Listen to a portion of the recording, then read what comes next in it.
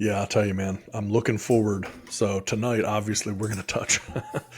We got too many. We got way too many stories, and we're not going to be able to get through them all tonight, obviously. But um, man, we got a couple crazy things. But the one that NFL stuff, man, with the Colts and I don't know, man, it's just such a weird situation.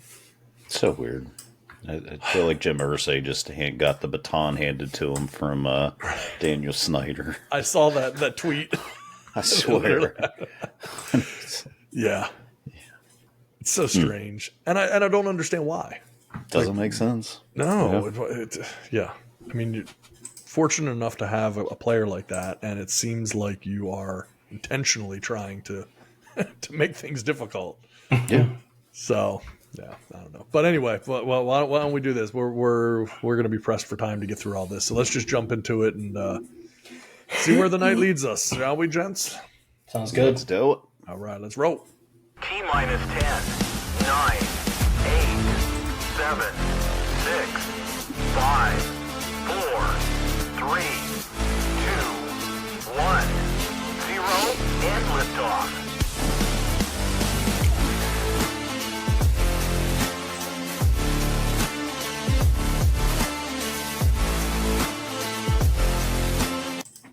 That's right. Boy, my thing just died there. Ooh, that was a hard stop. That was a hard No stop. time.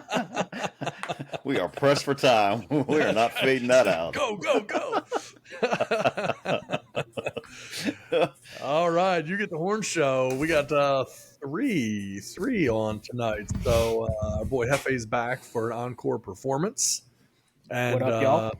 And Jeff, you're back from a family vacation. So That's sure you're probably ready for another vacation after getting back from that. Absolutely.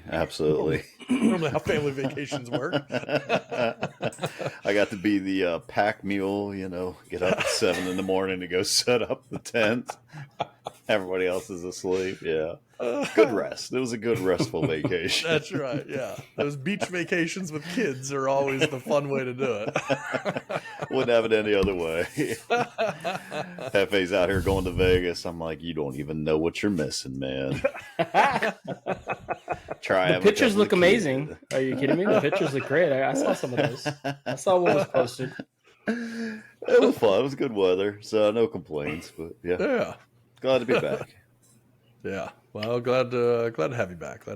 So, listen, we got a lot to talk through tonight. I thought, jumping off, probably the biggest story right now is the stuff in the NFL, particularly with the Colts. Last week we were saying the biggest story was NFL around the final, the sale of the Commanders and, what's going to happen now with all of that stuff. And we can still talk about that. But, man, the big story now, and things have changed quickly, it's all about the Indianapolis Colts and their star running back, Jonathan Taylor.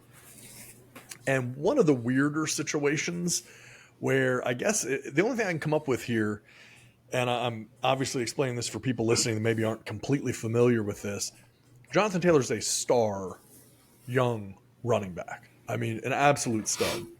And he must have behind the scenes been unhappy with something and requested a trade that people didn't know he had made a trade request. And then at some point, he ended up meeting with the owner, let me think. I'll say Jim Irsay has a checkered past. He certainly had his issues with alcohol, prescription drugs, and various other things. He loves to party. And so he had this conversation apparently behind the scenes with Jonathan Taylor, and then it came away even worse, where Jonathan Taylor then now has formally requested the trade, and Jim Irsay comes out and says that, hey, if I die tonight and Jonathan Taylor's not in the league, essentially nobody cares. Things are just going to move on just fine without either one of us, and it doesn't matter. So it's just one of the weirder things. Yeah, no, of course. And so then, now a whole other layer has been added on, where the Colts are now talking about putting Jonathan Taylor on the non-football injury list to prevent him from playing due to a back injury.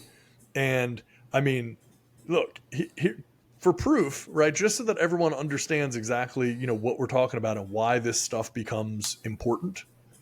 This 23 hours ago is the headline at ESPN that Jonathan Taylor reported back pain in a pre-camp physical, a source with the team says. Okay? Now, since then, Jonathan Taylor has come out and said, nope, never had any back pain, never told anyone I had any back pain, never reported any back pain. That isn't true whatsoever. And so it's very clear the team is like setting this up for obvious reasons, because for anyone who doesn't know, if you put him on that list, you can actually have him sit out all year, and then next season he would just pick up from where he is right now. It doesn't take a year off his contract or anything else. And so he ends up in this exact same position a year from now, except a little less money and a year older, which is not what you want to be as a running back. No. I'm going to put it out to you guys, man. What are your thoughts on this? Because this is a weird story. Yeah, why? Why is this a story? Yeah. Like, why are you doing this? Is anything that he said absolutely wrong? No. Like, Jim Irsay dies and Jonathan Taylor decides he's going to quit. No, of course, but that's in anything, and that's like, but that's your stud. He's what, 24 years old. He'll probably be 25. He's up, I guess so. His contract, this is his last year on his rookie deal. So I think that's probably where all the talks and negotiations probably circled around was, hey, let's get a new deal. Because we've seen what all these running backs are going through right now. They're getting either franchise tagged or they're getting their 5th-year options declined or picked up and then just being sent out and being shipped out. So it's a situation where, the running backs are in just a terrible position. And we make such or the NFL makes such a, and that was the whole thing. Irsay too came out and said, like, hey, we negotiated the CBA on good faith. Now you have one position that's not getting paid, and now they want to blow this up and redo this whole thing. They're not acting in good faith, and their agents are essentially, giving them bad information. And that's where Jonathan Taylor's agent comes out and was like, you're not paying your best player. So, so now there's that whole back and forth, which is probably what, kind of started the whole thing. But you don't want to pay Jonathan Taylor, but now the rumors are you want a high draft pick for him. So you can't have it both ways. Either he's valuable to you so you can give him the contract, or he's not, and let him go now for a mid-round pick, right? But you're not going to do that because you know how valuable he is to the team. I feel like his situation hurts because he's just like in the line of running backs that are now just all asking to get traded because they're not getting their way, right? It's just a litany of them that are just saying, hey, you know what? Things aren't going my way. Let me get out of here. But for him, his situation is kind of suspect because he's coming back off of an ankle injury, right? That he lost 6 games last year.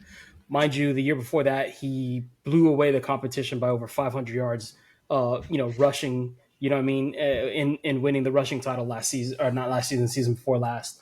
So obviously the talent's there. The question is that,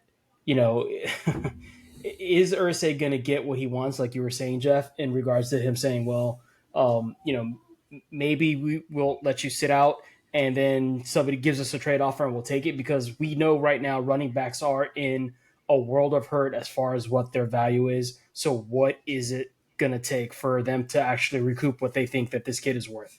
Because he is talented. There's no question about it. But now does he fall under the umbrella of, oh, he's injury prone?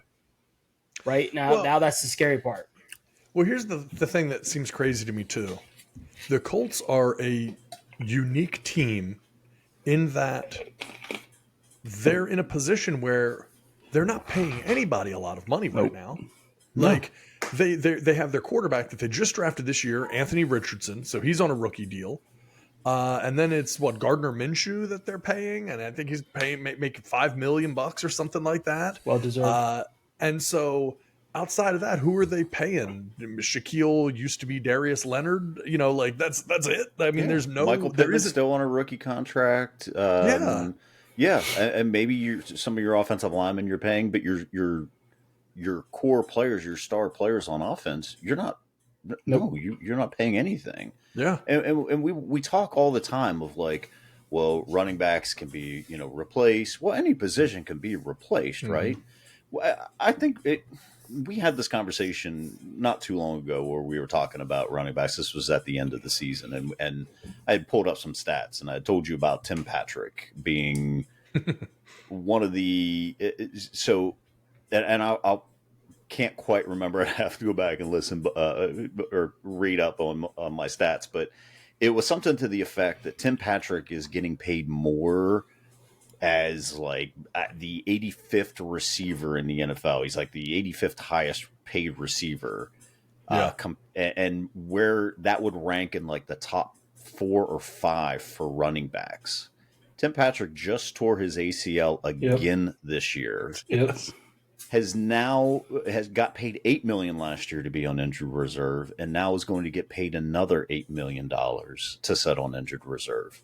So you're telling me that you can pay Tim Patrick this kind of money, but you can't pay, a top running back this kind of money, right? You can't pay these guys double that. I mean, Right. Are you telling me that Jonathan Taylor's not worth double what a Tim Patrick is getting? It just doesn't make sense to me. It just doesn't make sense. Every position is replaceable. Every position, and some are better than others, right? I mean, you look at Justin Jefferson. If he goes down, you're not replacing that production.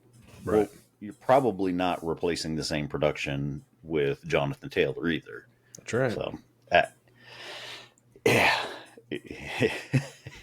it's an ugly situation. They got rid of all of their backup running backs. Like they're not sitting on anything that gives them depth at that position. Outside of the rookies that they may have drafted. Other than that, they've gotten rid of everybody because the fact that he is who he is, and he is as talented as he is as a running back. Yeah. They traded Naeem Hines at the trade deadline last year. Now he's sitting on injured reserve because he was sitting on a jet ski, and someone apparently didn't know how to drive a jet ski. And drove it right into a good friend. Which is a whole other thing too, because then they're saying like, well, the Bills are trying to not pay him because it was a non-football injury. And it's like, okay, man, but there's like, what if he got struck by lightning? It's like, of course he wasn't being reckless. Like this isn't like a guy playing pickup basketball and tearing his ACL, which we've seen a million times. And Terrell Suggs did that years ago with the Ravens, playing pickup basketball, tears his ACL. Okay, like you can see that, and there are certain things you put in the contract around this. Sitting stationary on a jet ski, I don't think is in anyone's contract. Now, water sports maybe are, and so you can kind of find some things. Possibly. But that brings up a great point, though, that you made, and you didn't even realize you made it. The Colts and Jim Irsay let Andrew Luck keep $28 million of his salary when he retired. Yes. Yeah. That was actually a point I was going to bring up. So yes, that is a huge thing. And look, you're not going to convince me that wasn't to stay in his good graces with the thinking that, hey, after a year or two, there's every possibility that Andrew Luck's going to come back, and we want him to know, like, hey, we care so much. And instead, nope, he just took the money and ran, and you never got any return for that money. No. That's the easiest money Andrew Luck's ever made. And, but that's not, this is just a weird situation. Teams wait for a really long time to find a player of the caliber of Jonathan Taylor. Sure. And then you have him at a time that the running back market has almost never been more depressed value-wise than what it is. You could literally pay the guy, I don't know, $10.5, $11 million a year and just be over the gosh, why am I drawing a blank on what I'm thinking? The franchise tag amount. You pay him just slightly over the franchise tag amount. And what's the guy going to say? He's probably going to accept the deal. Saquon Barkley did it, right? And so you look at that and you say, pay the guy $11 million. Who cares? Sign him to a 3-year deal for $35 million or something, but they're not going to do it. And it's just like, for what reason? I just don't know what they're gaining out of this other than saying we're not going to negotiate with anyone who's under a rookie deal. And that isn't true. That is not a thing that team has shown, that they will never negotiate with anyone until their rookie deal has expired. That's not the case. So what is it? What is the thing that they're trying to accomplish here? I just don't get it. I don't get it either. Now the rumor is he's asked for $16 million a year. So, but you come in at 10, he comes in at 16, split the difference at 13, and be done with it. Like, just make the guy happy. You've got a rookie quarterback you're going into the season with, who is, we've talked about it, either going to be the best draft pick ever, or is going to be what he was in college, which is a 50% passer, and he's not going to last, right? I mean, you need that help around him. If this dude loses his confidence first year, being thrown in there like that, I mean, you need a security blanket like a Jonathan Taylor. So it's a bold move, Cotton. Yeah, I do not understand it. I don't think we're going to understand it. I'm very curious as to where it's going to unfold. As he gets older, Jim Irsay is just more and more of a loose cannon. You do not know what to expect, because one thing you don't want to be is Chris Ballard, the GM for the Colts, who was probably delicately trying to negotiate things with Jonathan Taylor behind the scenes. And then you have a Jim Irsay who's like, no, I got it. I'll talk with him. I'll straighten him out. And then it blows up. We'll tweet through it. Yeah, it's like the worst idea. This is a guy who should not be handling negotiations for you. But realistically, there are a couple of owners in the league that have that, delusion or misplaced confidence that, like, they can step in and solve these issues that their football people can't, right? And obviously Jerry Jones is one of those people, but he's also the general manager, so he ends up having a lot of those conversations anyway, and you're never really sure which hat he's wearing at any given time when he starts, yapping. But then Jim Irsay's another guy who just, it's weird that he would involve himself in this. Like, really, from an owner's perspective, what you would want your owner to do, if he even spoke about this publicly at all, which most teams in the league, the good owners, would not even ever speak about this. But if he was going to speak about it at all, what you say is, hey, he's a great player. We obviously are a better team with him. Very optimistic that we're able to work something out. That's it. You don't need to say anything else, man. That's like, and then you're the owner. You're leaving it to the football people to sort out the details. The guys that you paid to do that. That's right. Is it an image thing though? Is it everyone's trying to save face? Like, I don't want to be the bad guy. You know what I mean? Like, all you Colts fans, like, hey, it's not me, it's him, or vice versa. You know what I mean? Like, I don't know. Like the public opinion, does it really matter to them that they are so worried that if they don't play this situation right, that who's going to look ugly here, Jonathan Taylor or Jim Irsay and the Colts? You know what I mean? So I don't know. Is that something that he's taken into consideration by going the route he's going and talking as much as he's talking? Well, I mean, he shouldn't be talking as much as he's talking, because what's that going to do for future free agents that's going to want to come up in there? Absolutely. I mean, who wants to be treated that way? Who wants to be talked about that way? If you're talking about your stud, your offense, not just your offensive weapon, your entire offense, everything that's built around, if you're talking about that guy, what are you saying about the third middle linebacker on the team? Right. What do you think of him? Yeah. Yeah. That doesn't and it does. It sets a weird precedent where if you're a free agent, and I got to believe players do talk about this stuff, right? Money talks, of course, but do I want to be, if I'm going into being a free agent, do I want to go to a team like that with a meddlesome owner that's going to kind of undercut me to the media and intentionally try to make it seem like I'm not that important to the team? That's just strange. You don't want that, man. So I don't know. Doesn't help their cause. It really doesn't.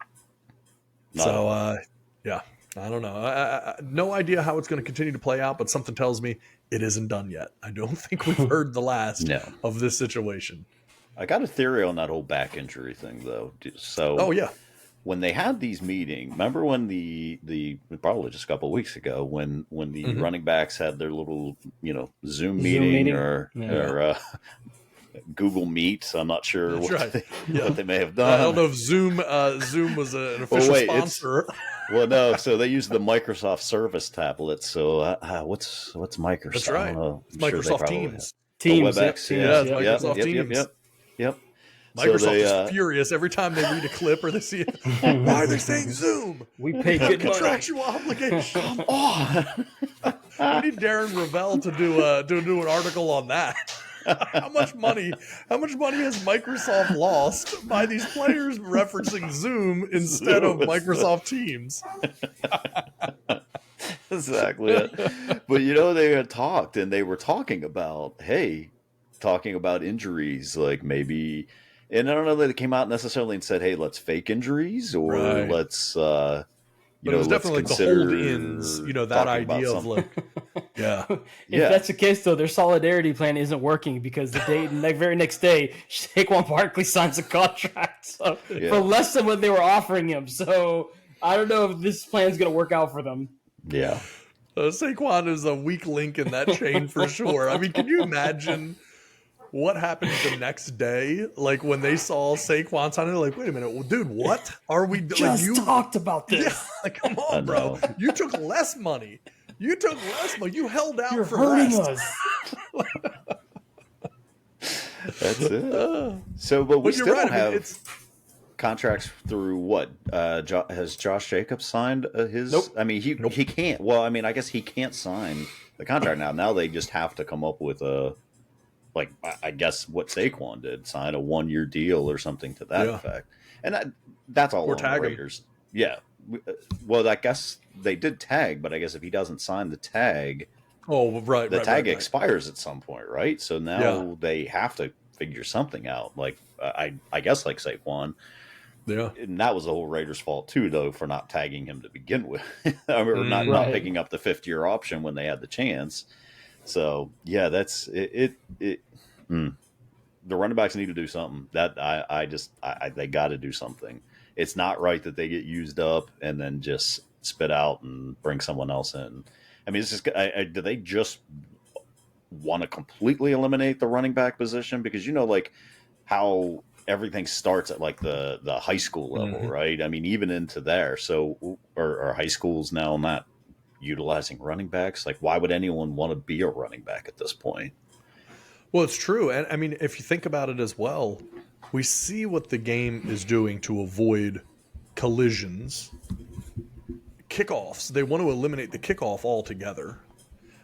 So they've done all of these things. And I mean, it does make sense that if you wanted to, conspiratorially, we always talk about the conspiracies on this show. I mean, there could be a very nicely done and deep-rooted conspiracy on devaluing running backs. Fewer people want to play running back.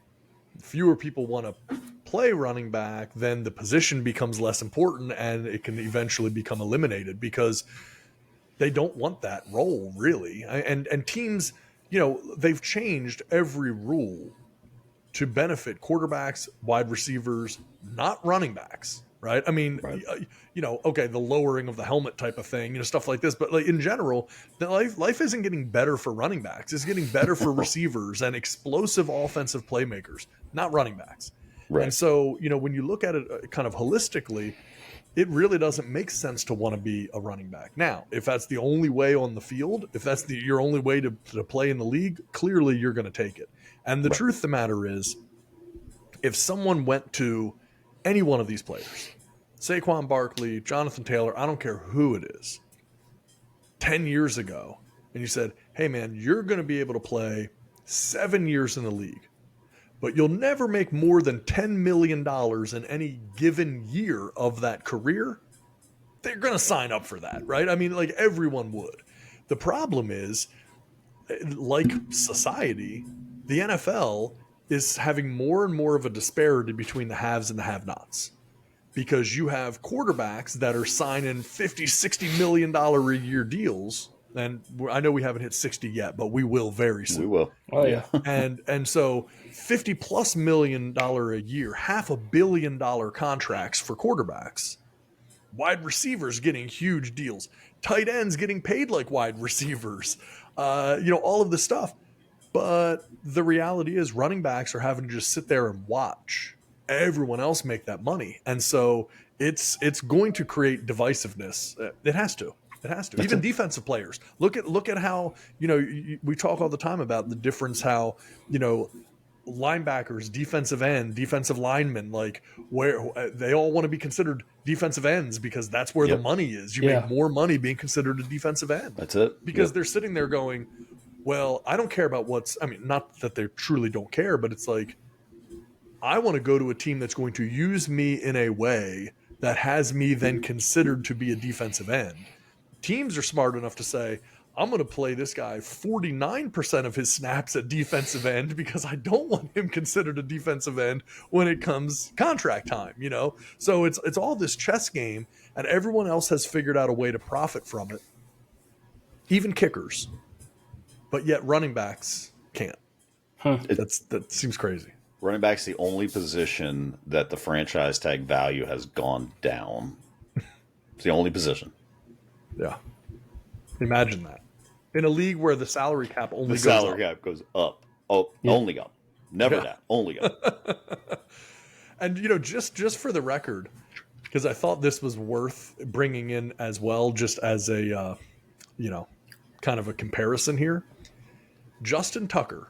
I think everyone would probably agree that Justin Tucker is the top kicker in the NFL. Yeah, right after Chris Boswell, I think. So. I'm right there. Compare those stats anytime. But here's the thing. Justin Tucker, his most recent contract, which was a couple seasons ago, he signed a 4-year, $24 million contract with the Ravens. $5.5 million signing bonus, $17.5 million guaranteed. Average annual salary of $6 million. It's a kicker. And that wasn't signed like this season. That was a couple seasons ago. So kickers are actually starting to get close to the tag, the franchise tag value for running backs. Yep. And you look at the franchise tag and you say, oh, well, that's a 1-year commitment.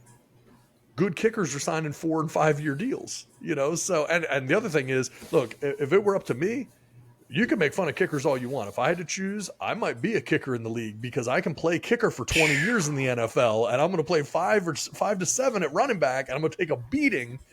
I can just be a kicker, jog out there a couple times a game, do my thing, and still make great money.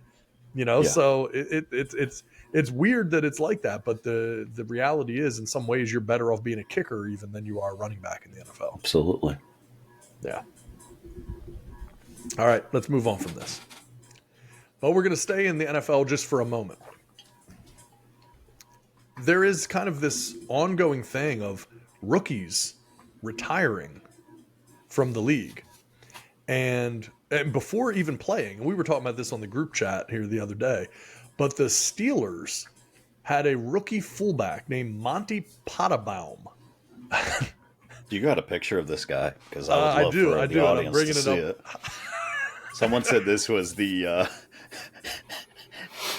created character in Madden that you accidentally put it at fullback and you meant to put it running back, so you retire. Well, let me share with the world Monty Potabaum. Yeah. There he is. Sweet mullet. If this Joker didn't have an Iowa jersey on, I would imagine that that's the college that he went to. No jersey on. Like, I'm thinking, this kid, he goes to Iowa. Yeah, he should go to Iowa. Yeah. I mean, maybe Nebraska, but chances are, if he's good, he's at Iowa. Yeah, that's him. And so here's the thing, and we talked about this the other day. So he says that he's retiring. He's decided to retire from the NFL. We've seen this happen a few times with these really young players retiring. Now, the thing is, he's a rookie. He just got drafted. He has not played in the NFL yet. He has not even played. Training camp just started for the NFL like a week ago. Right. Like, just started. What is he retiring from? And like that's the thing, he's just quitting. He's not like you said this on the text chat, Jeff. Is like he's just quitting. He's not retiring. Like my thing was he's retiring from attempting. He's just retiring from attempting to play in the NFL. He's not retiring from the NFL. He hasn't been in the NFL. Like he's been to almost as many training camps as I have been to because I have visited a training camp a couple times. I was gonna say, I might have been to more.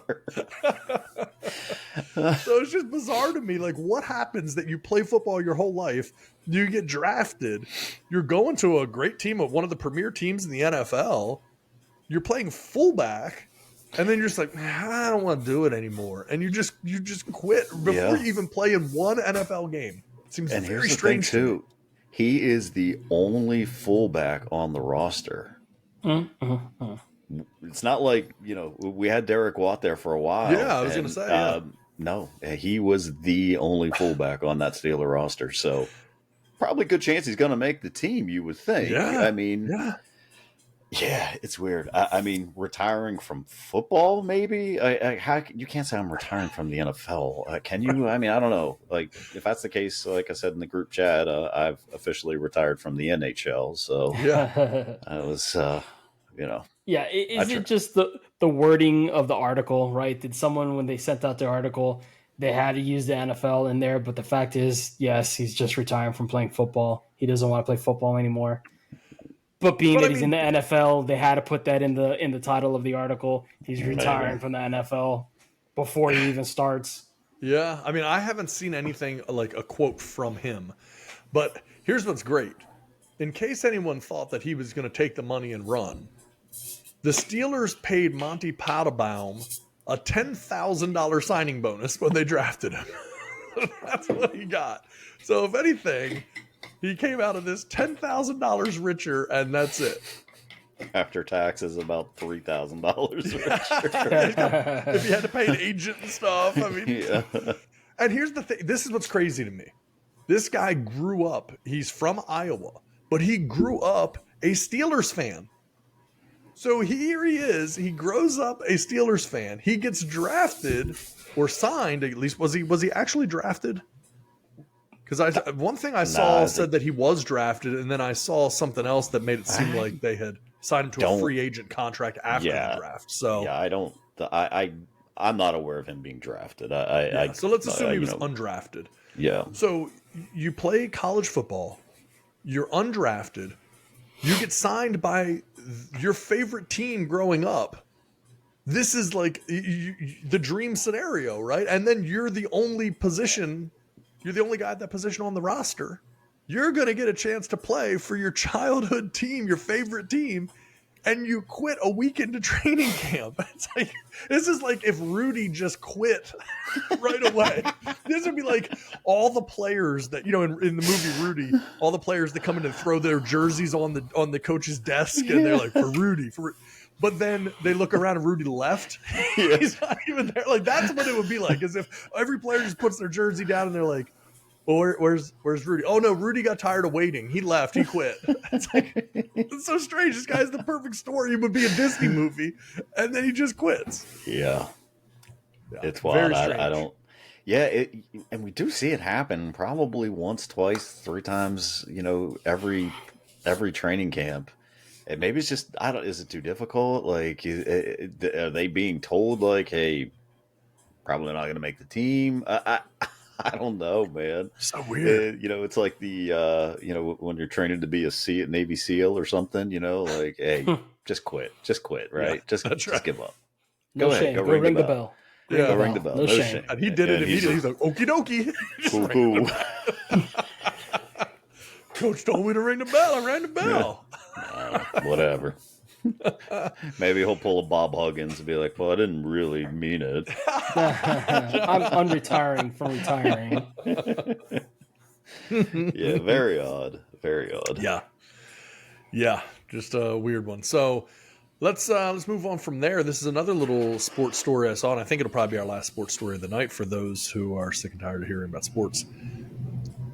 Pitcher Max Scherzer will become the first athlete in sports history to be paid at least $15 million by 3 different teams in a single year.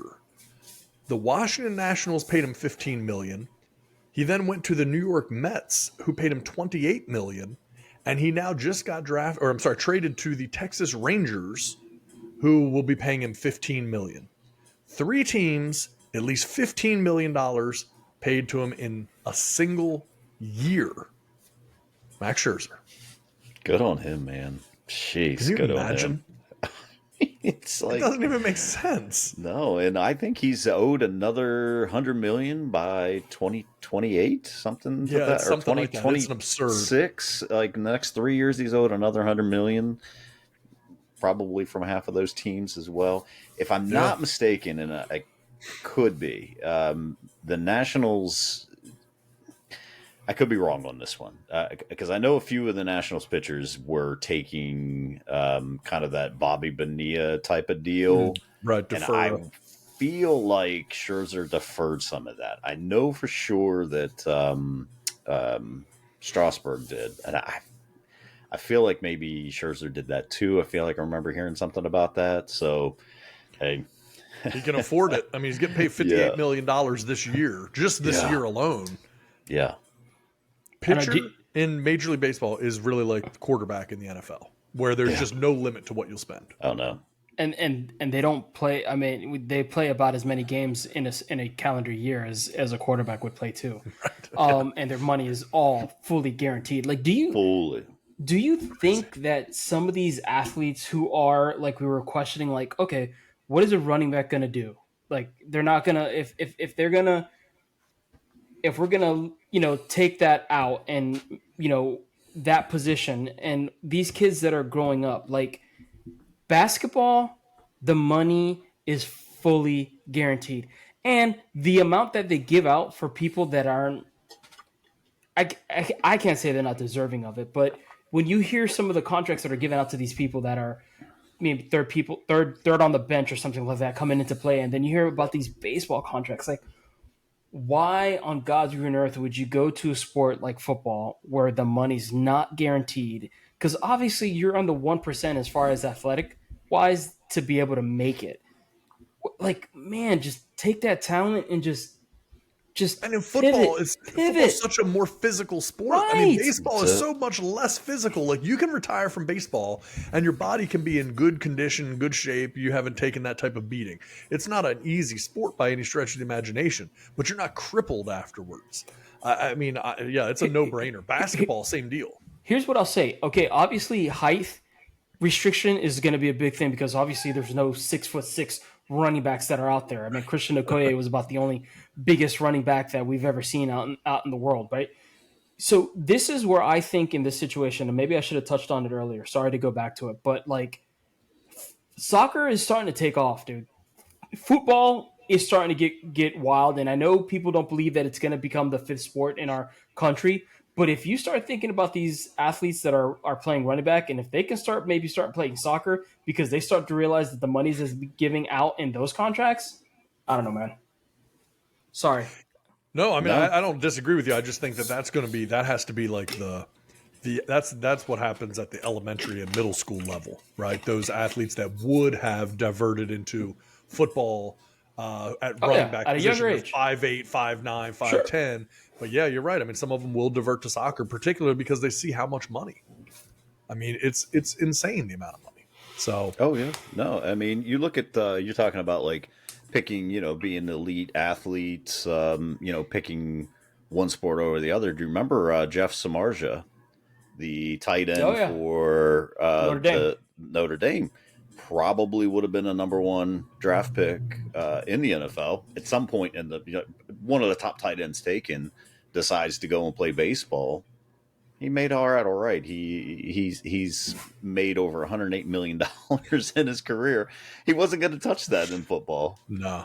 And was going to have a quarter of the career. And I can remember, like, Mike Florio going on and on about how, Jeff Samardzija would have time to come back. And, he's going to pretty much saying, hey, you should go back and play football. And it's like, no. Why? I mean, why? Yeah, why? Why? If you're good enough to play baseball, play baseball. That's where I mean, the money I get is. it. Like, so, out of, all the people that get drafted to play baseball, 1% probably make it. But if you're good enough, man, and maybe that's what it comes down to. Are you really good enough to make it into baseball? Because you've got to get know through so pretty many quickly levels. if you're not.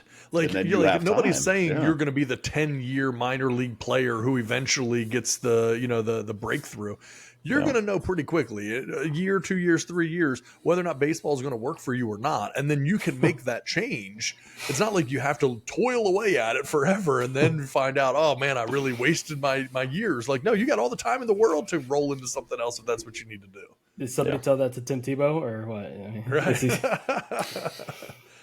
I mean, Michael Jordan, man. I mean, he goes to play baseball and just decides I'll take some time off and go play baseball. And, I mean, the opportunities are there for these players. I mean, shoot, we've had Deion Sanders and Bo Jackson and these guys that have played both at the same time. So there's opportunity, if you're talented enough. Now, most people aren't. But, man, you go where the easy money is first. Let that be your aim and then divert from there if you need to. Yeah. All right, anyway. I'm going to completely shift gears now because anyone who has stuck with us for the first 41 minutes to listen to nothing but sports, who is not used to us talking about only sports on this show, will now hear something totally different. What you got, Jefe? I do have a question. Do we have any death stories this week? Well, always. Don't you worry. Don't you worry. But before we get that, this is death adjacent, I guess. Okay. This is okay. Death adjacent. This is death adjacent. This is a political story. Ooh. And when I read this, I had to read it twice to make sure that I understood it. And I did. In 2022, the U.S. Senate passed a bill to hire 87,000 new IRS agents to investigate citizens' finances. A few days ago, the Senate blocked a bill to monitor and audit billions of dollars of taxpayer money sent to Ukraine. They do not want it being audited. They do not want it being checked, monitored in any way. And so it's kind of like, okay, how? How could you justify that you hired 87,000 people to investigate U.S. taxpayers for tax fraud when you have the average annual income of like maybe, I don't know, $55,000, $60,000. Then you have billions and billions and billions of dollars being given away to Ukraine. And they've literally prevented it from being monitored or audited in any way so that no one can know where the money is. So I did a deeper dive on figuring out, who is doing this. And so, first of all, they needed, they take the whole vote. 20 people said yes, they wanted this bill to pass to allow monitoring and auditing of the money being sent to Ukraine. 78 senators said no. The ones who said yes, every single person who voted yes to this money being monitored was a Republican. Every single one. Now, not every single Republican voted yes. If you look at the no's, there are plenty of Republican no's, but there are no Democrats that voted yes to monitor or audit the money that's going to Ukraine. So I thought that was, first of all, insane, because you would think that's a slam dunk bill. Like, obviously, it's billions of dollars. Clearly, we're going to monitor it. Clearly, we're going to audit this and know where the money's going. That's such an easy one. No. 2/3 of the people voted no. 2/3 of the 3/4 of them said no. We do not want this to be audited. That seemed insane to me. Yeah. But you can vote and have 87,000 new IRS agents, taxpayer funded government employees, 87,000 of those. So let's just say hypothetically, because I'll be the first to say I have not done the research on this, but let's say the average IRS agent makes $65,000 a year, and you hired 87,000 of them. That is, am I reading that number right? 65,000 times 87,000, $5,655,000,000. So $5.6 billion you're spending on hiring IRS agents to investigate tax fraud of American citizens. You might not even find $5.5 billion worth of tax fraud from those investigators. They're going to find it. But you're doing that. And then here you are, but you won't even keep an eye on what's happening with the money going to Ukraine. So for me, it's like an onion, right? Do you want to start peeling that thing back and seeing where all this money is going and what it's being spent on? And that just screams that. You know what I mean? I think there was a big thing on a bill that was passed not too long ago. And someone I knew that was reading it was basically saying that they spent, one of the allotted $200 million was on cranes or something like that to dig out canals or something, just the specifics of where the money was going and the amount of money where it's going to. I personally believe that these jokers probably don't want people looking back to see what the money is going to, and that's why they voted against it. But also, they are probably afraid that the IRS could look deep into whatever it is that they're doing with their money as well. So they don't want to start a precedent of just having somebody just be like, yeah, okay, we should look into that. Because then they could get looked into themselves on whatever it is that they may have done financially speaking. I don't disagree. And Jeff, I want to give you the opportunity to expand on that as well. But I'm also curious, why only Republicans? Why only Republicans say, yeah, this should be monitored, and zero Democrats would say that? Two people didn't vote at all, and both of them were Democrats.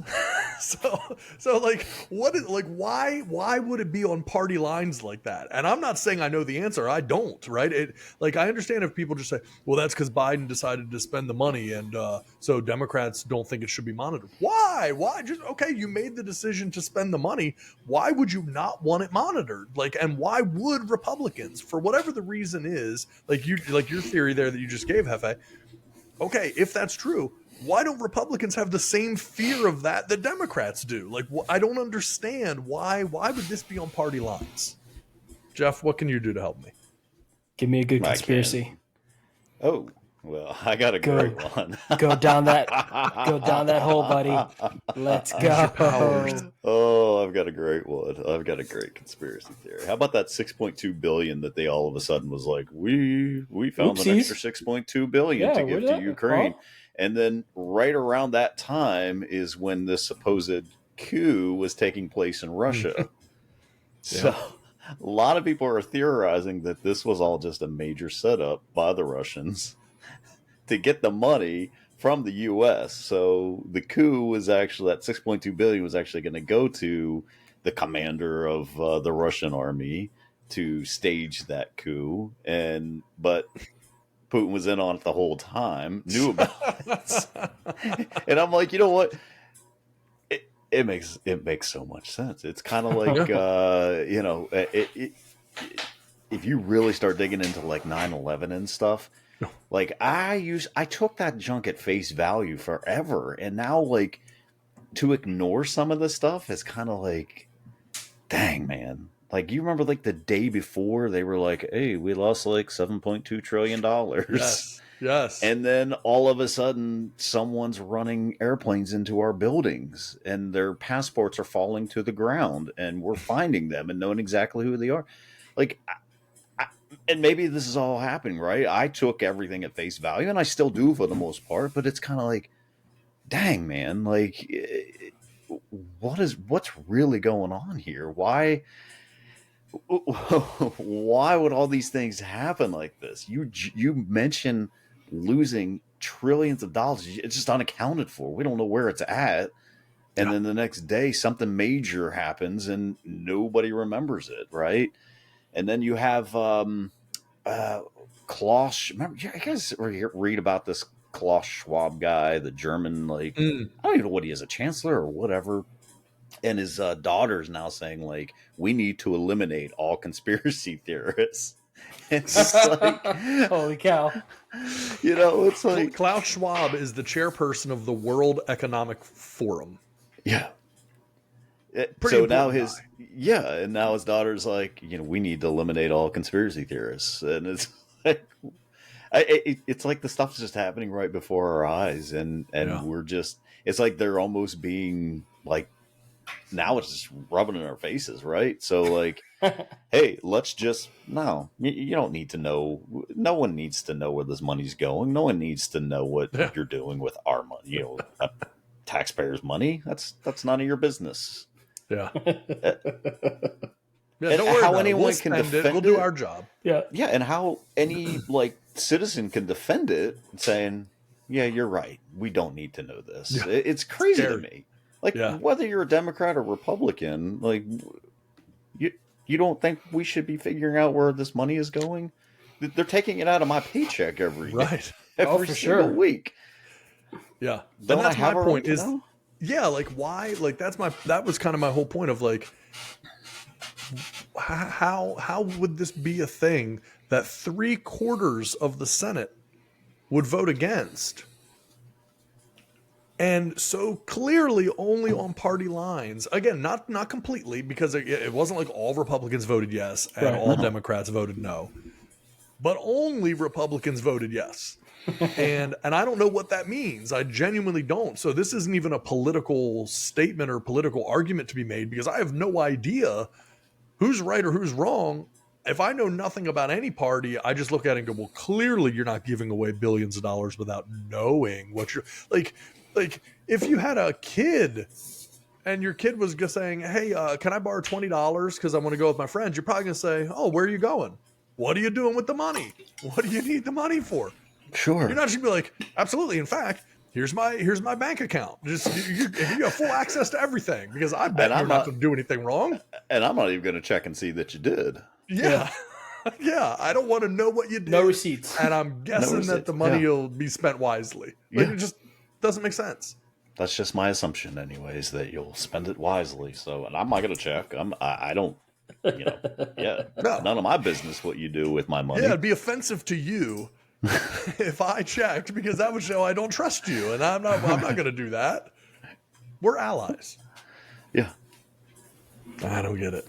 I don't get it. And why more people don't make us think over these things? You've got me. I don't know. I don't know why we would be the ones up here. Where's the media at? Like, what do you mean we're not going to monitor where the media pays taxes? I'm assuming. Like, why are you not concerned about where your Aren't money you is upset? going? Right. Well, the other thing too is, I mean, the fact that we still don't have term limits Come on. is the most insane thing. And I'm not going to go too far down this rabbit hole, but we saw the other day, I mean, Mitch McConnell, who somehow is still like the Senate Majority Leader, is literally standing at a podium speaking to the press, and just freezes up and stops for a very long period of time. Clearly doesn't even know where he is. They walk him off, and then he comes back later, like makes a little joke and mumbles something, and then like walks away and won't answer any questions or anything, because the dude is ancient and he's clearly not with it. And then you turn right around, you have Dianne Feinstein from I think she's in California. She's 90 years old. And literally she shows up to a vote, and her handlers are telling her that just all you have to do is say yay when they call on you. And she goes on like this long rant and just starts rambling and talking. She can't even just say yes. She can't even say yay and just place a vote. I mean, it's crazy. Did you see someone break down that video of Mitch McConnell where the lady comes and like taps him on the arm?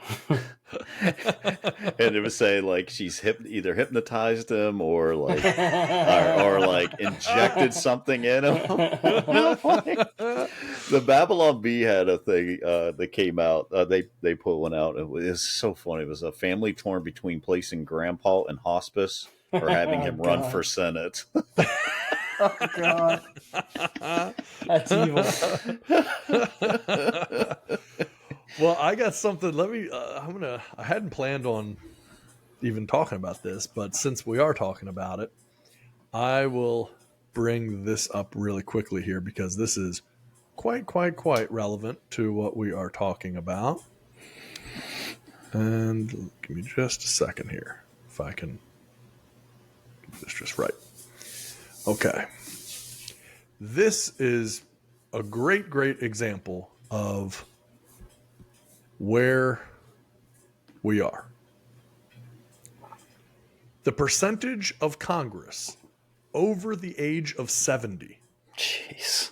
When you look at this from the early 1800s, late 1700s, all the way up to, gosh, we could go to what would this be, 2010 maybe? There were almost never more than 10% of Congress above the age of 70. Now, it has been going straight up in the air, and we're now almost at 25% of Congress over the age of 70, and it's still just continuing to climb and climb. Yeah, So hold on. some Is that kind of skewed? Because we all know in the 1820s you weren't living past 30 years old, and if you did, that was a rarity. So I don't know if that thing's kind of skewed or not, but I'm just saying, now people are living longer, so hence the fact that number has gone up. So I can see that making sense. Mitch McConnell, they're not living better. They might be living longer. They're not living better. I mean, it is unbelievable. These people are just losing their minds, man. And you can't be doing this job if you are in a diminished state. And we have a president that we're seeing the exact same things with, unfortunately, right? And it's like, there is any job, it doesn't matter what you do. We were talking earlier about NFL players and Major League Baseball players. You hit a certain age, you just can't do the job anymore. Doesn't mean you're a worthless person. It doesn't mean, it's just, hey man, you hit a certain age, you're not fit for the job anymore.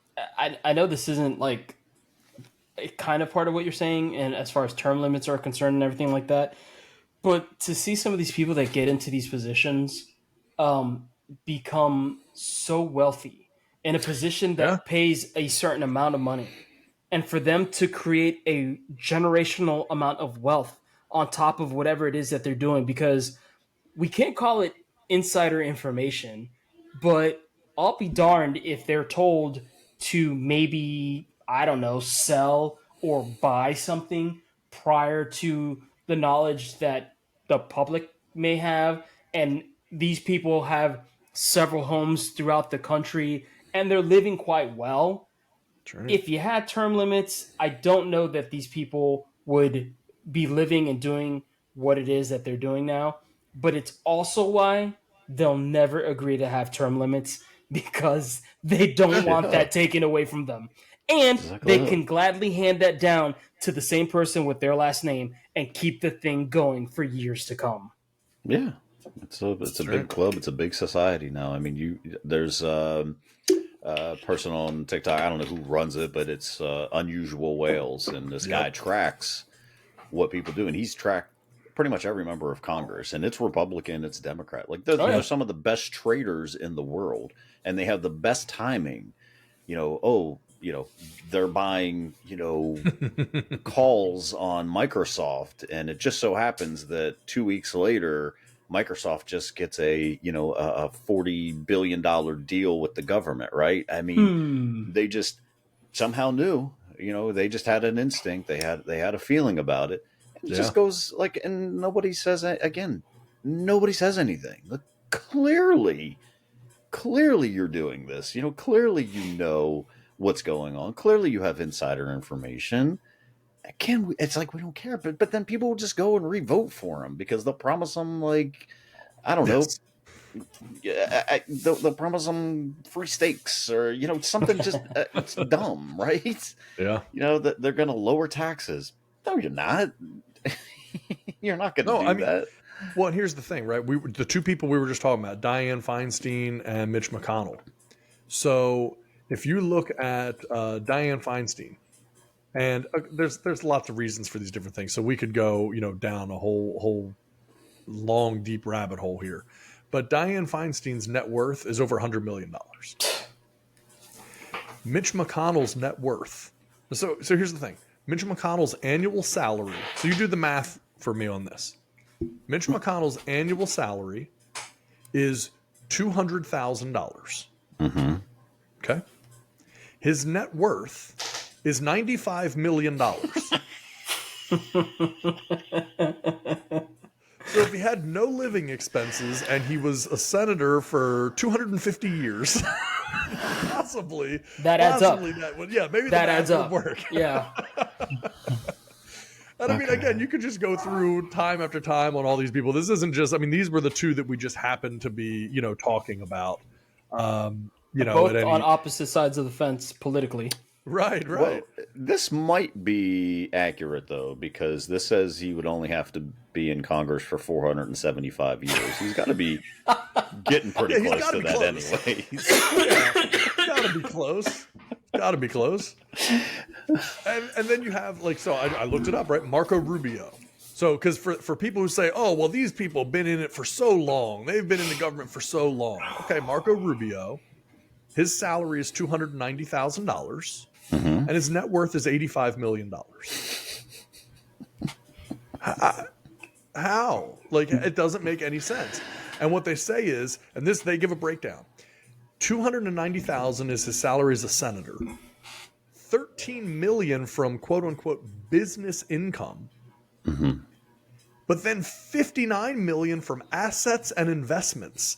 How are assets and investments not business income? That's totally separate than business income. That's just my stuff. My assets are the things I own, and the investments are the things I put my money into. How in the world did you take a $290,000 salary and in the few years that he's been in there, manage to turn that into $85 million? Crazy. Probably watches a lot of Jim Cramer. There it is. And did the reverse opposite of what Jim Cramer suggests. Yes. Go the other way. Yeah. Because here's the thing, just to be clear, $290,000 is a nice chunk of change, right? That's Absolutely. A very nice living. If somebody makes that much money, that's pretty nice, right? However, I'm not 100% sure that the average person that makes $290,000 lives in this house. Well, maybe if it's in Texas. That is Marco Rubio's house in Florida. Legitimately. Jeez. It's a 15,000 square foot mansion with 10 bathrooms and 2 pools. He bought the house for $18 million and he makes $290,000 a year. Yeah, he could pay that monthly mortgage. Yeah. That adds up. So it's just insane, man. I don't understand it. I don't want to understand it other than because I can't change it.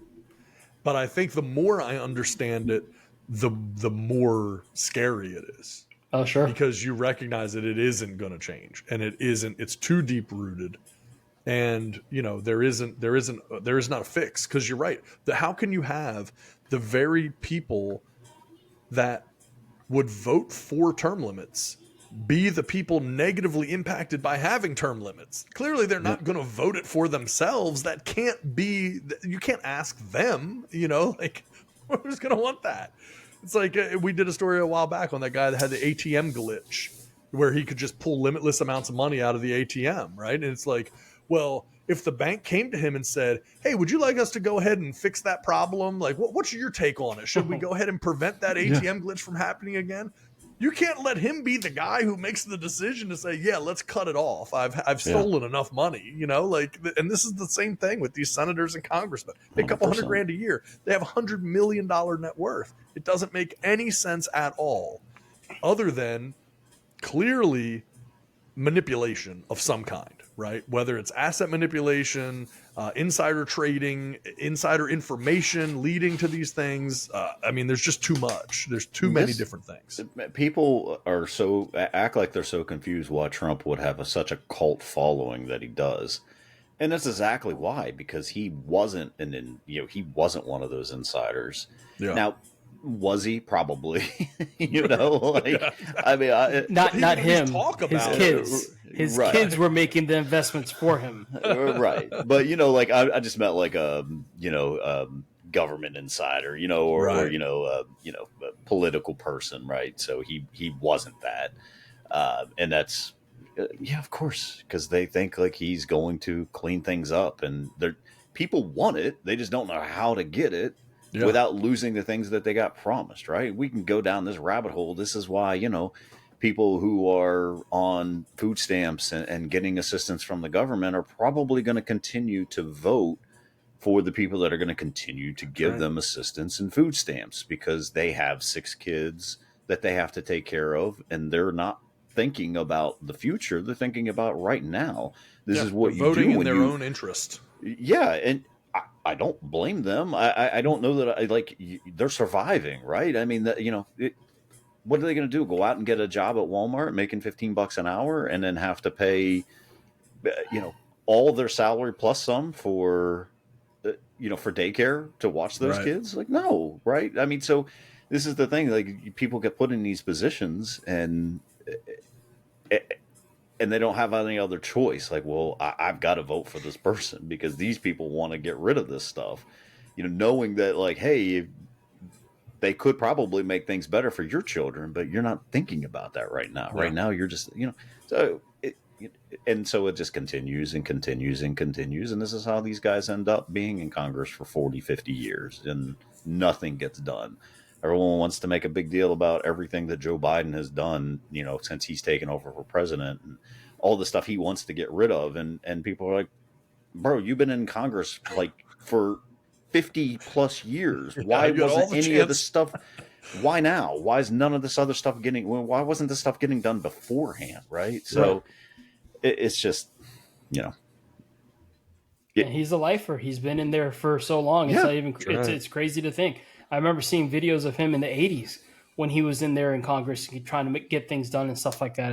It's wild to think, man. I mean, he ran for president back in the 80s and he had to drop out because he was plagiarizing everything.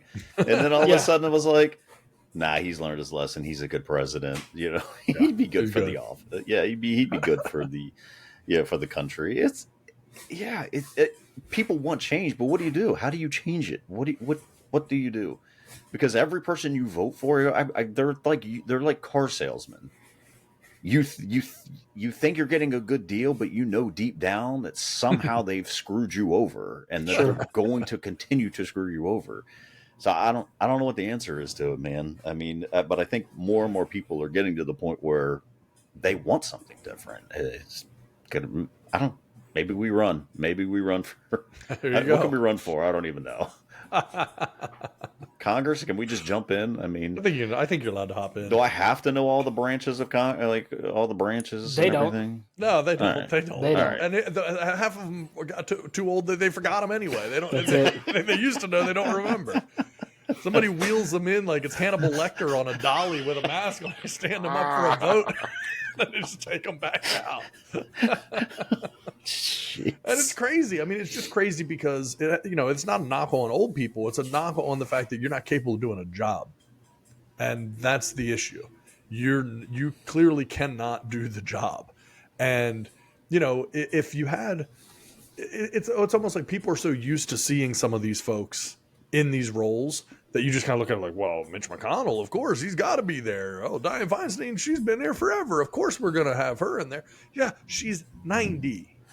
She's 90. Like, what would you trust her to do? You wouldn't trust her to drive you to the Capitol building. You wouldn't trust her to drive the car and drive you over there to the Capitol, but you trust her to read the hundreds of pages that go into making these bills and laws and stuff and make an educated vote. All these people just have handlers. They have people telling them how to vote. And, it's a worthless thing. I mean, I wouldn't trust Mitch McConnell or Dianne Feinstein to watch my dog for a week while I was on vacation. Exactly. Smart. They would forget to feed them. They would forget they even had a dog. That's right. And yet, but you'll trust them.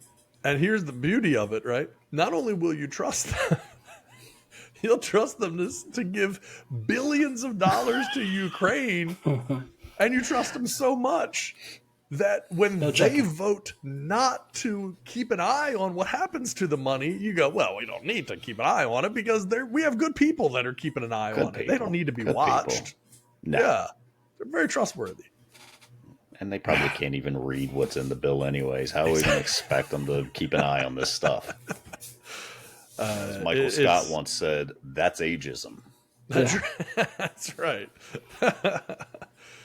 Yeah, so I don't know, man. I don't want to go down the whole thing here on a political show. We could certainly do that. We may at some point just have to spin off and do a second show per week on political stuff. But I will tell you, for the record, that Dianne Feinstein is one of the 78 people who voted no to any sort of oversight to the money being sent to Ukraine. So take that for whatever it's worth.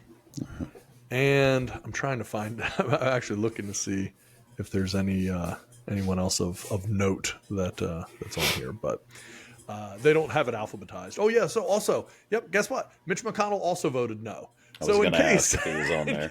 Yeah. Then I wasn't 100% sure if he was even one able to vote on the bill. I know. So Yeah. I wasn't either. Did he They didn't have freeze? it alphabetized, so I just had to look all over the place to find the name. But it turns out both of the people we talked about, both of the people who have insanely and weirdly, inexplicably high net worths, both voted no for any type of oversight for this money that's being spent. yeah, I'm sure it's So, just a coincidence. So It is, and honestly, you think about it, and you go, well, they're the older generation. We talked about Marco Rubio. Clearly, he's a younger guy. He's more progressive. He also voted no, just so that there was no confusion there. okay. It doesn't run along. It doesn't seem to run along any age lines either. It's whoever you thought of, they voted no. I better know. Yeah, Have you guys seen that one dude? Is it Jeff Jackson? I think his last name is Jackson, and he's a Democrat, but he goes on Twitter and literally just breaks down what happened. He's kind of presenting himself as the no BS. Hey, this is exactly what. It's interesting. I have no idea if he's telling me the truth. I'm assuming he's not, but someone had asked him about the whole alien thing, and he sat down and was talking about it, and it was refreshing, but at the same time, I'm sure none of this is probably true. But I don't know what. Maybe did he vote no? Does he? I don't even know if he votes for this stuff. I don't know if I don't see a Jackson on here. If you're correct on the name. But I'm just looking through an unalphabetized random list of last names. I don't see Jackson. If you're sure that the last name is Jackson, I don't see a Jackson on here. So, yeah, No, not that one remotely. mystery. Not remotely even sure if he's even real. It could be a guy that's just pretending to be It's Twitter, so what do I know? Is he Angela's senator? Is he Angela's senator for the office? Yeah, is that his position? Yeah. The senator and I. All right. So enough political stuff. We're already running late tonight, so let's roll into some quick hits here and get things moving. So quick hits. All right, these are going to be back-to-back stories because they're tied together and kind of horrendous. So trying to decide which one I want to start with, but they both are terrible. So let's start with this one. Thousands of passengers got stuck on planes for hours at LaGuardia Airport as 60 aircraft waited to take off. 60. And we just had a conversation last week about people that were trapped on a plane in Vegas. And literally people were passing out on the plane because it was 111 degrees in Vegas. And the plane was sitting there on the tarmac for hours. And they couldn't even run the air conditioning because the plane's not running. It's just getting hotter and hotter and hotter. People are cooking in this plane. And now you follow up and you have thousands of passengers stuck in LaGuardia. The airport claimed that the flight disruptions were caused by quote-unquote weather conditions. Nobody knows what those conditions specifically were that would have made you get all of these people on a plane and then not be able to take off. Someone said that passengers on a Southwest flight waited for more than 2 hours on the plane before it pushed back from the gate and then waited in line to be able to take off. And the gentleman said that the pilot told the passengers, you may not take off for another couple hours. If you want to get off this aircraft, I suggest you leave now. But just know that there are no more flights. You will be staying in LaGuardia tonight if you get off. And passengers on another flight had to return to the terminal after waiting for more than 2 hours because the crew for that flight had gone over their limit for permitted working hours. So they're just sitting here for hours and hours on these planes. Is there anything worse than waiting to take off and a plane is just sitting there delayed and you're on the plane? Like, if it takes more than the amount of, and I don't know what the allotted time is. I know just the allotted time in my own mind when I'm sitting there. And the moment that clock ticks 1 minute over that, I start getting very angry. Mm-hmm. And I would not be able to sit there for 4 hours on a hot airplane because I don't care. It isn't in Vegas. It's in New York. It's summertime. And that thing is sitting there hot and you are trapped on there for hours. Makes you nuts. Oh, I would. Yeah, I'm pretty sure they'd have to take me out in a straitjacket because I think I would just flip out. It's like, I don't think I could handle it. I just don't do well in like huge spaces or, like tight spaces with tons of people anyways. It's just like, and then on top of being hot and sweaty and babies crying and everything else. Oh, man. And of course, the food on the plane, what are they bringing you? They're bringing you Triscuits and, a can of Coke. Oh. Yeah. That is awful. Well, we talked about the story last week in Vegas. Like, I don't know which one's worse because they both are beyond awful. But, yeah, Jeff, I'm like, I probably would be banned from whichever airline I was on. Like, they would ask you, sir, please don't ever fly us again. You are not allowed to fly us ever again. Like, there's I said it last week. I don't fly well. I'm not a good flyer. Like, if there's such a thing, like some people can get on a plane and pass out immediately and have no worries and no cares as they're going about their business. But man, I don't fly well. And I couldn't imagine sitting on a runway waiting my turn because there's 60 other planes in front of us before we take off. That's 60. Insanity. 60. I mean, when you're just looking out and there's just a line as far as you can see of planes in front of you, none of them are moving. I mean, you're screwed. No. Right. Yeah, it's not like, that it takes them like 4 seconds to get going, It's right. like, oh, well, this will be quick. But my next question is this because of Canada? The fires that are happening in Canada causing us not to be able to live our lives like we normally can because they can't control what's going on with their nation. It wouldn't surprise me. Freaking Canucks. Canada. But listen, that may tie into this next story. Here we go. Not Canada, but how you might handle the situation of being stuck on one of these planes. Because an intoxicated United Airlines pilot who turned up for a transatlantic flight staggering and with glassy eyes was given a 6-month suspended prison sentence. A United pilot came to work with more than 6 times. He was more than 6 times over the legal limit for alcohol. He was staggering slightly. His eyes were glassy. He was given a 6-month suspended prison sentence, so he does not do any prison. And his pilot's license was suspended for a year. His name wouldn't be Denzel, would it? Well, here's what's really crazy. This is not a simple flight. This dude was going from Paris to D.C. So he's doing a transatlantic flight, and he's so drunk that he shows up. And he supposedly told the court that he only had 2 glasses of wine the previous night. Mm-hmm. But police officers said the pilot was showing, quote, signs of obvious drunkenness when he arrived for work at 3 p.m. He had a blood alcohol level of 0.132.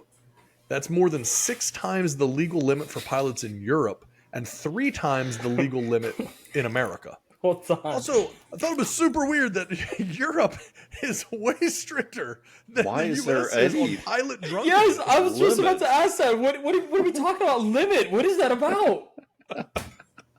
Yes. Why would there be any limit? Yes, I don't. Huh?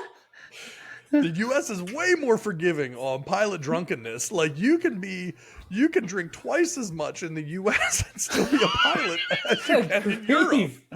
Oh my gosh.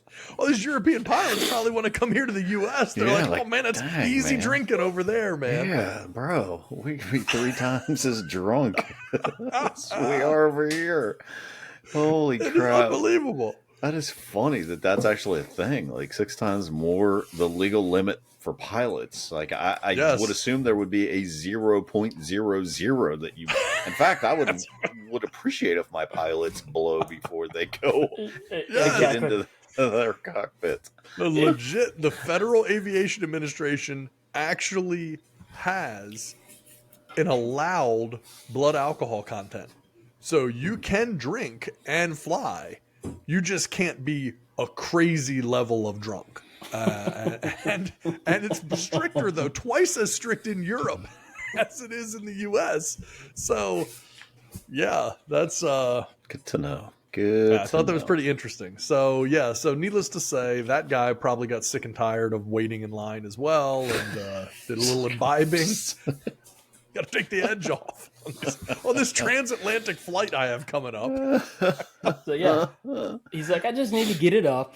I'll put it on autopilot, and then That's I'll worry it. about landing 5 or 6 hours later. I'll be sober by then. Plenty of time I'll to sleep sober it up. off. Yeah. I'll sleep it off. Jeez. Yeah. Man, imagine Absolutely how he insane. got on. Like, imagine if he was able to fly this thing. Yeah. I'm sure it's not the first time, Jeff. Because it can't be the first yes. time. Like, how He's many confident enough to drivers just are do What's there? the big deal? It's me. It's Rick. Yeah. What's the problem? I'm cool, dude. I'm cool, man. I'm just cool. You know I can handle myself, bro. You know it. It's not my Just first leave time. me.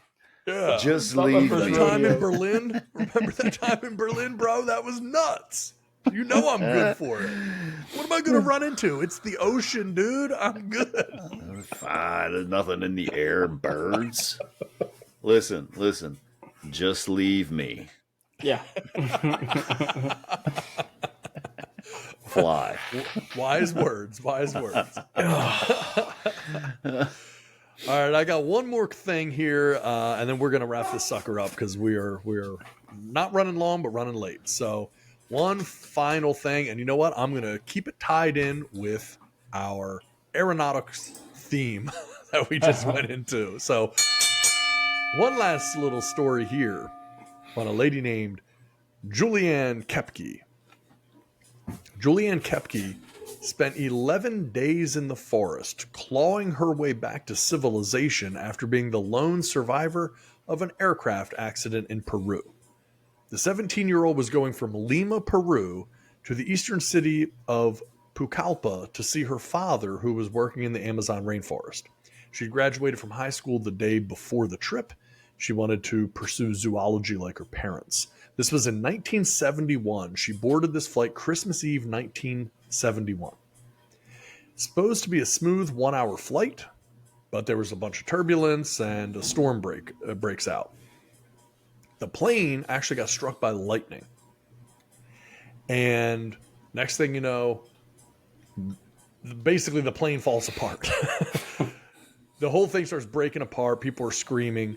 This girl is still strapped to her seat.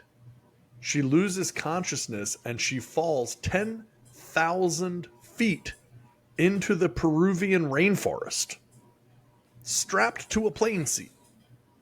She had a broken collarbone and a serious cut on her calf, but she was still alive. She spent the next 11 days fighting for her life in the Amazon jungle. She had a concussion. She was in shock. So she had escaped the aircraft. She couldn't see out of one eye very well. She passed out. Another day, she finally comes to. She tries to find her mother, but she can't find her. So she finds a stream in the jungle, crawling around, and she remembered something that her father told her, which was if you find water, follow it downstream, because even a small stream will lead into a bigger river, and there's going to be civilization. There will be people near there. So she goes down and she finds that. And she's crawling and floating down the river and everything else.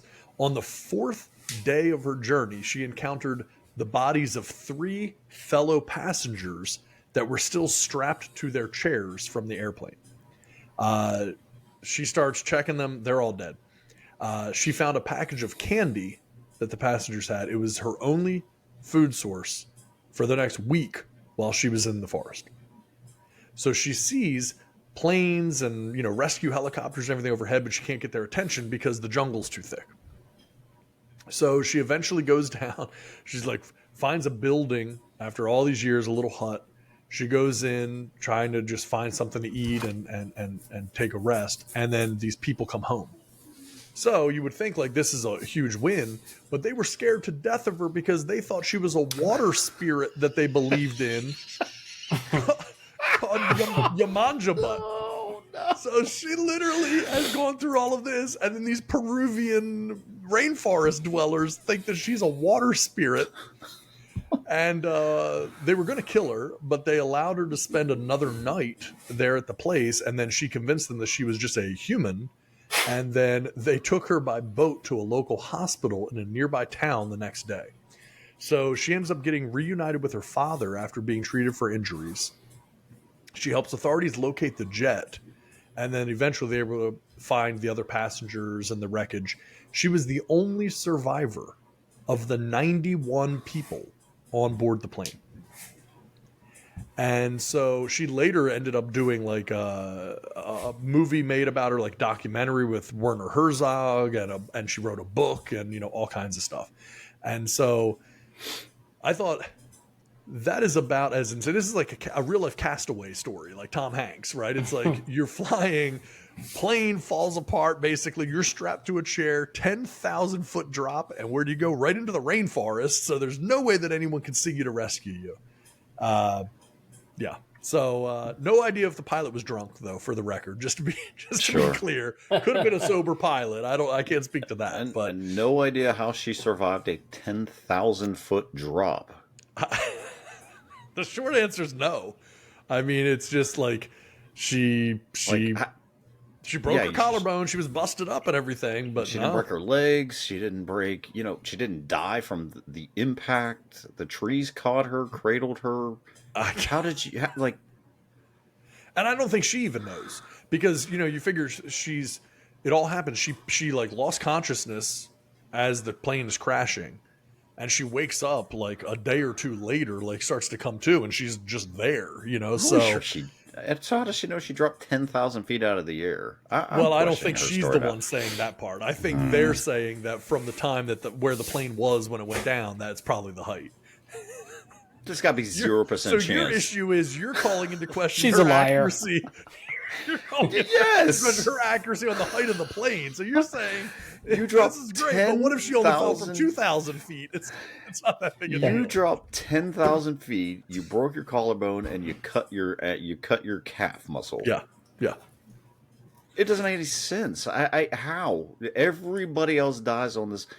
There's 0 chance you fell 10,000 feet. I don't know what happened. This plane, she dropped out as soon as the plane crashed, and it tumbled her. She just waited, and then popped out at the very end. Something. 6 feet off the ground. Something had to have happened. You cannot fall 10,000 feet from the sky and then somehow magically land. Well, it had to have been high enough to kill the other 91 people. So yeah, but your legs, close. She had her legs tucked up, like your legs dangle. Like how would your legs have? Plus the impact of 10,000 feet. There's a lot of unanswered questions. So most of them are lost to real truth. Yeah.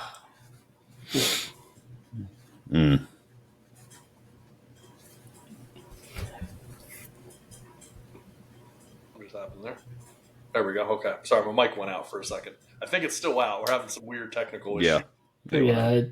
That's fine. We're wrapping up anyway, so it'll do the job. So anyway, that was it, man. I wanted to end on that last thing. You guys have anything before we wrap this sucker up? No, sir. Another good show. All right. Well, had a good time. Gentlemen, it's been fun, and we will catch up with everyone soon. Thank you, everybody. Later on.